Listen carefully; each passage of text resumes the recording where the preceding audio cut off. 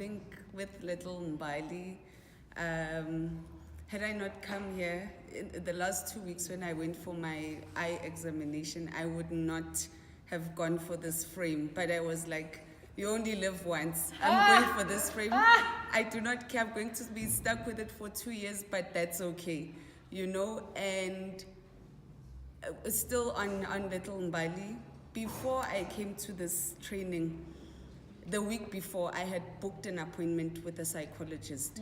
You know, I couldn't place my finger on it, but I could tell something's not right.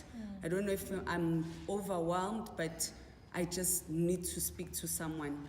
And I came to this training. Then the next week they called, hi, you still coming?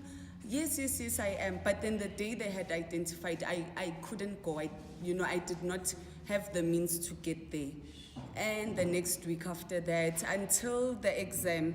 So when we finished writing the exam, I already knew, and I didn't need to go to the psychologist, you know. So that's one thing I'm so happy about with this training. There was a breakthrough in my life personally with little Mbali, you know, with myself. And at home, things are just, you know, I'm watching it unravel, the effect of the training, because it has to start with me. So I got back home and I told myself, I'm going to do this. I will not be patient. I inflicted this for 5 years. You know, I've been walking around with this baggage, this label. Whenever somebody asks me, how are you? It sucks being a single parent, but I'm fine. You know, I attached that stigma on myself, and I realized, you know what? You don't have to do that. Yes, I had a certain ideal, you know, my kids are going to grow up in such an environment. It did not happen, so I need to make the best of what I have now. And with my children, I know my first son, I've got 2 kids, and the first one, when he was young, so after he was born, he was hospitalized for 3 weeks.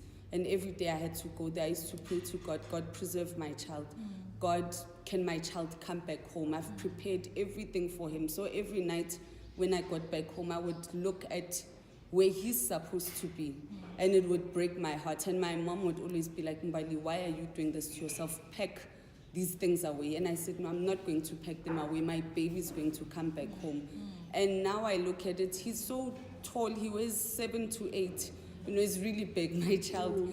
And, you know, I guess he's still that little Lwazi, that vulnerable child that I wanted to get out of hospital, that I said, God, preserve and protect my child for me. And here I am now. I'm no longer appreciating this child. Here I am. I'm so angry that it spills over onto this child and his brother. And it's not necessary. And every time now when I look at Lwazi, I just see the tiny thing that he was when he was in hospital, and I realize he's still the same. It's just that he talks now, you know, and I can say, come here, and he says, no, I don't want. He's got an opinion, he has a voice. It's not the same, but he's still my little Lwazi, and I will protect him at all times.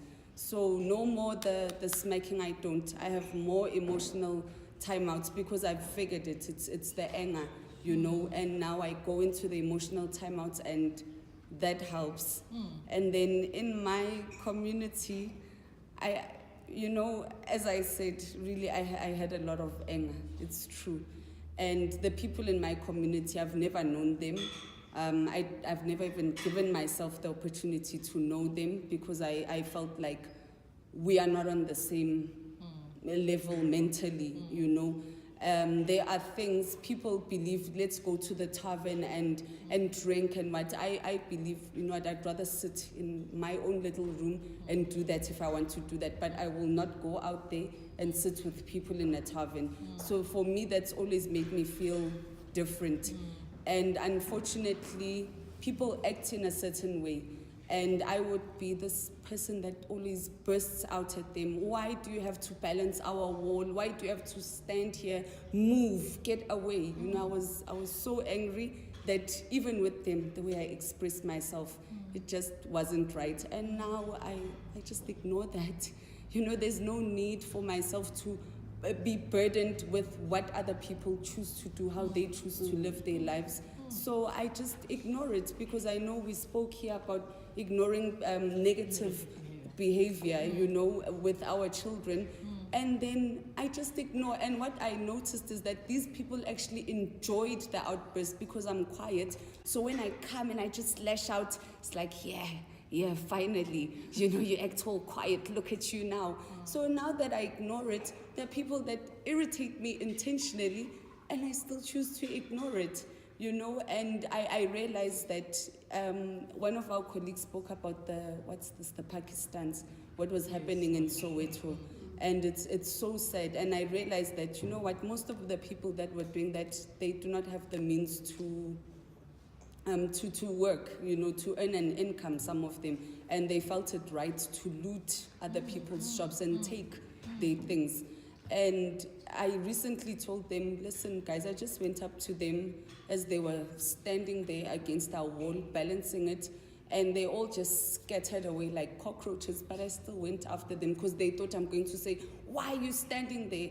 I said, listen, there's learnerships at the department. If you're interested, come to me and give me your email addresses. I will send the information to you. And I don't think they expected that reaction, but you know, it really has to start with me. Somewhere it has to start with me. I get to work and I talk a certain way, you know, we talk, but now how are we walking, you know? And it must not only end at the workplace, so even at home, in the community. That's what I'm doing professionally. I've done 2 sessions at a clinic with antenatal, at the antenatal section. So those are expectant parents, and my approach is preventative.